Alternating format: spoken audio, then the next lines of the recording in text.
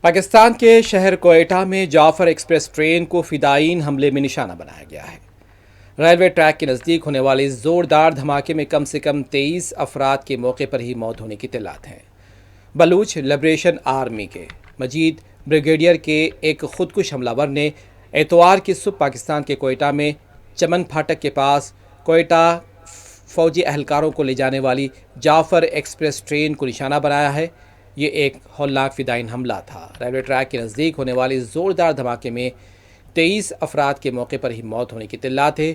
50 سے زائد افراد شدید طور پر زخمی ہوئے ہیں۔ زوردار دھماکے کے بعد مسافر ٹرین کی ایک بوگی پوری طرح جل کر خاک ہو گئی، جبکہ ٹریک کے آس پاس واقع کئی گھروں اور گاڑیوں کو بھی شدید نقصان پہنچا۔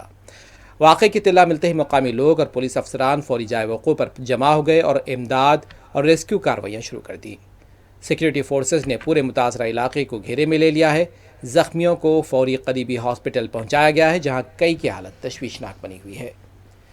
بلوچ لبریشن آرمی کے ترجمان نے بتایا ہے کہ اس فدائین حملے کی ذمہ داری ہم قبول کرتے ہیں۔